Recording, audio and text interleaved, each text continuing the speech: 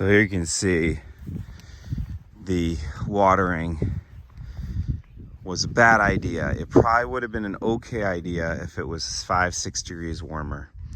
And I didn't realize that difference. It's there's some resources out there on the internet you can find where they share with you the difference in that the watering helps when you're in the upper 20s or warmer, but in the lower 20s or less, the quickness of the refreeze of the water actually causes a sublimation, which cools, and you can even lose a degree or two.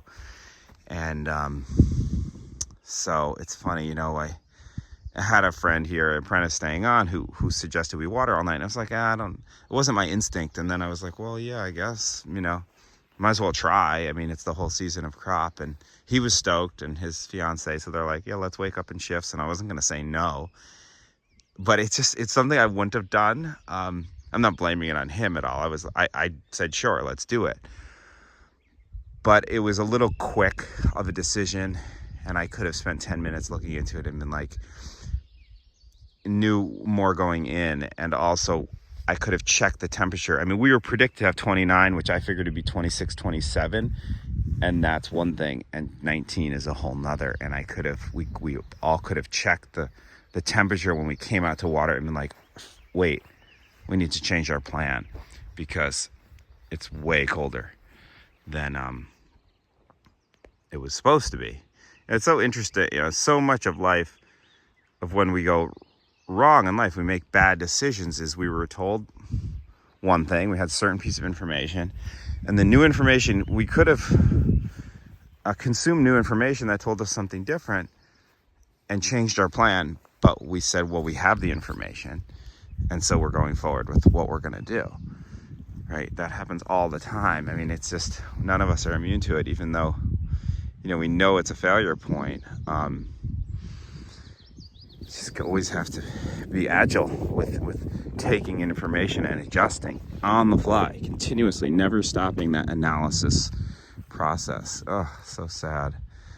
This was just loaded with blossoms. Maybe these bigger ones will have some that survive. I've heard some people say there's 3 phases of blossom and they don't all pull out the blossoms at once, but I don't see that. We were in full blossom. It seemed like every single blossom was out.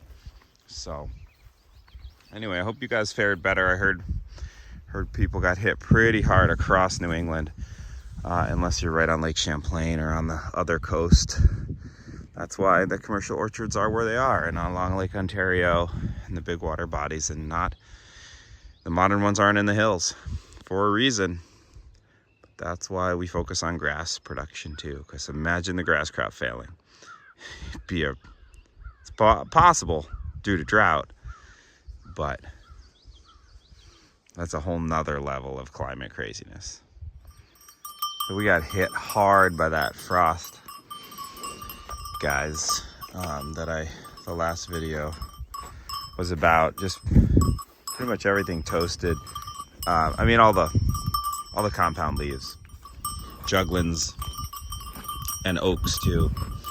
And hasn't rained, and yeah, that was hellacious frost. And the watering it did made things worse, I think, because it was below 25 to 27, which, come to realize later, is not good to water.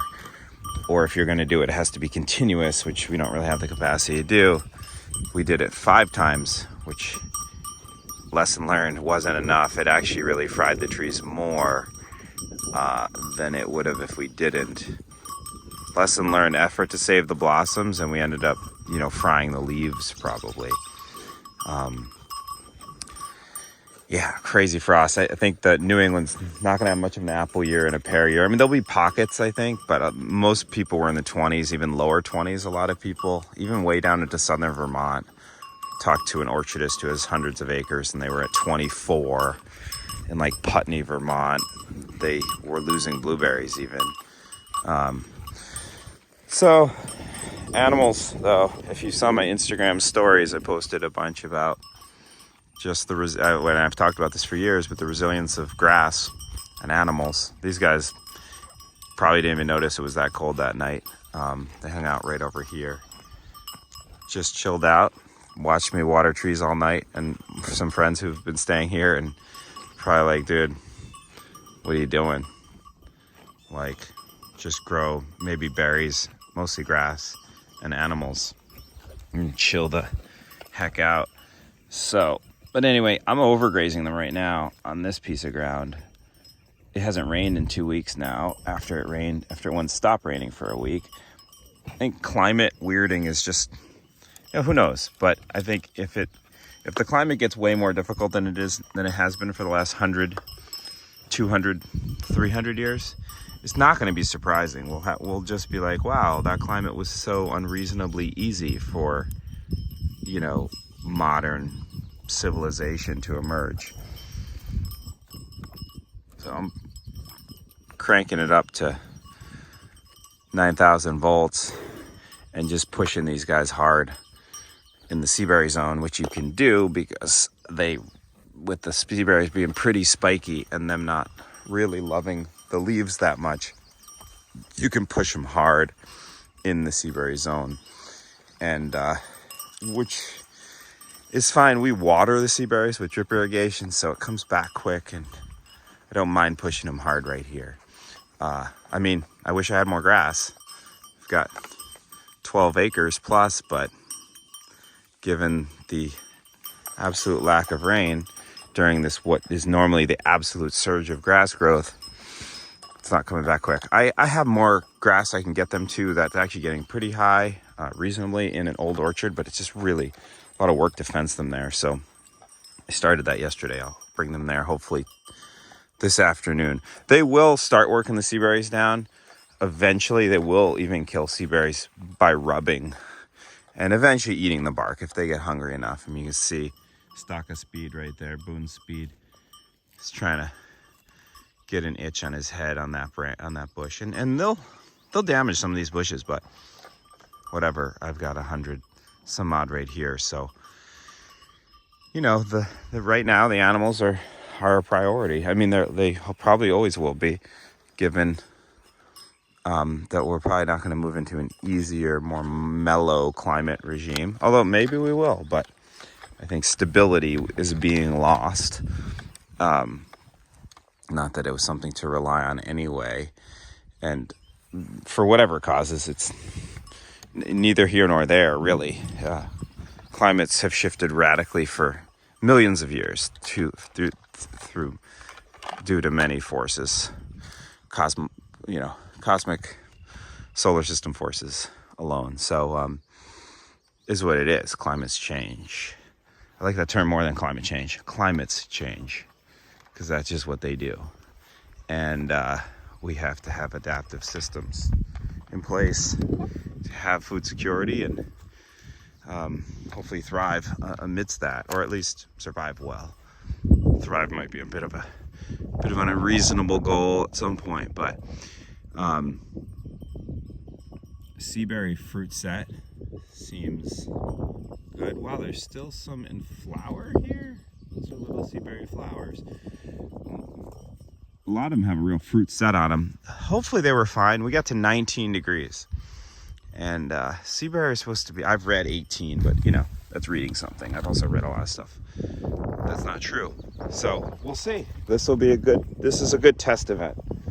I mean, this definitely tested our systems. Oaks, juglans fried, ash fried. I'm seeing beech, like native trees on the sides of the road fried, like beech even. I mean, that's in the understory. Honeyberry didn't seem to care at all. Honeyberry, the honey badger. There's flowers on them. We'll see. I don't know if my blueberries got hit, but I doubt honeyberry cared much. And they're truly the hardiest fruit. But there's a very interesting thing, which is also on my Instagram stories, the difference between something that's very hardy, quote unquote hardy USDA zone hardiness, compared with late frost hardiness. And those are two different things.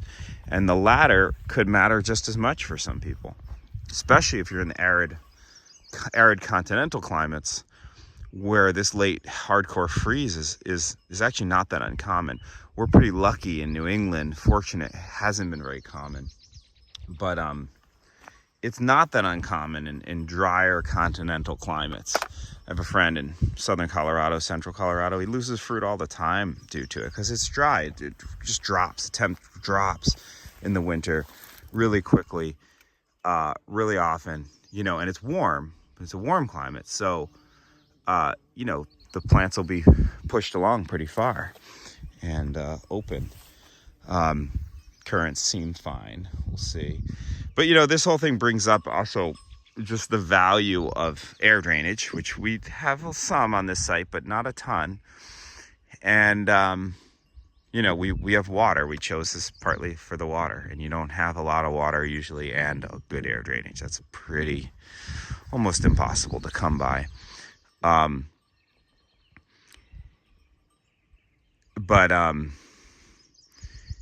What was I going to say on that front? Oh, brings up the resilience of, I was thinking about site selections. North-facing, high elevation sites. A lot to not like about those, but they're actually very resilient in these situations for two very significant reasons. And maybe you can think of what those are. I don't want to say them right now because I want you to think about it very carefully. But there's two particular reasons those are actually incredibly resilient in these situations. Interesting note, less than a mile from here is 29 degrees up on this mountain range. At 2,000 feet, 600 feet higher, tons of air drainage, we're at 19. That's a world of difference in terms of effect on a site. 29 versus 19. One basically is not much damage to much, especially perennials. And 19 is, you know, decimation. Like, we're not going to have a fruit or nut crop probably this year. And we had a bur oak, which had hundreds of flowers on it. For the first time, we're going to really get a sizable acorn crop from a 20-year-old bur oak. Real bummer if I actually think about it, but I'm just not gonna think about it. I'm not gonna focus on it that much. It is what it is. There's no contract we have with God or whoever, whatever, guaranteeing us any type of stability of climate or, you know, anything like that. So you can see, so there's a little frost damage there. The flowers that weren't open so much may have done okay. And this is where, like, I know people in the Northeast Kingdom, they're like, yeah, it was really cold here, but a lot of stuff just wasn't out, so not such a big deal. Soon as stuff opens up, so this is a red oak, like native red oak, and actually no, this is a white, and you see it's toasted. I think that's just a Quercus alba straight up, but red oaks got fried. Yeah, really rough, hardest frost freeze in a long time.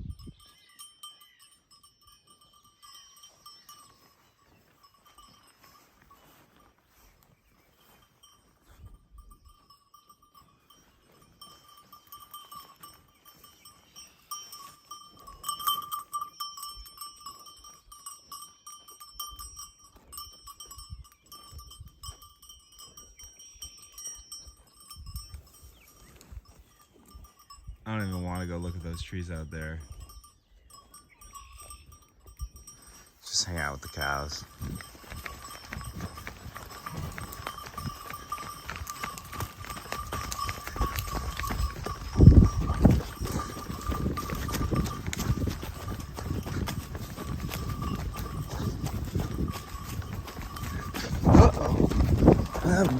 Whoa. Okay, mister.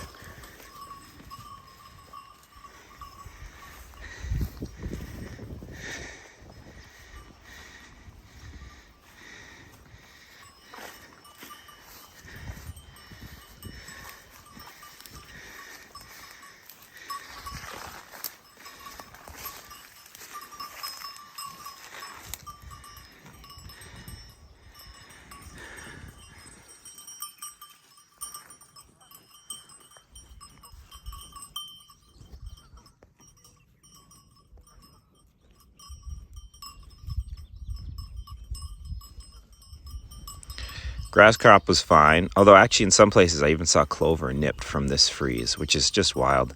Seaberry crop seems okay. It had set fruit, as you can see here through this one-handed video, not very well. I've read it's like teens, kind of like hazelnut, very inconspicuous flower, very hardy. But interesting to see, just never seen a freeze like this here. I mean, full on native, I don't like the term, but you know, plants have been here a long time. Beech, totally fried in the understory, especially low down. At the same time, here's a beech at the top of a knoll, totally fine. Interesting to realize that the key line is really the frost line in a lot of places, and where we get a lot of water is also where the frost hangs out. I mean, frost and water behave the same way. Also interesting to see that the hardiness of a plant, according to its USDA zone hardiness, which is just annual average coldest cold, doesn't equate at all to necessarily to its late frost / freeze leaf hardiness. Here's a horse chestnut, which is, you know, really on edge hardiness wise, quote unquote hardiness wise. See, there's many types of hardiness, yet the leaves were totally fine. And at the same time, you have plants like staghorn sumac right here, which got completely vaporized, compound leaves, not very freeze sensitive. Nanking cherry, also plenty hardy. Beech, plenty hardy. That's probably a zone 3 plant, where the leaves just got totally vaporized. So they're not hardy in this way. And hardy in this way to late freeze hardiness, late frost hardiness, is a key form of hardiness, especially if you're in a continental arid climate. We don't typically get events like this, but people in the Rocky Mountain West, they're no strangers to this. And that's an important part of hardiness. Make no mistake. The hardiness zone, quote unquote, of a plant, when people say that, they just mean the USDA hardiness level. And that's only one type of hardiness. There's at least 3 other types which are basically as important.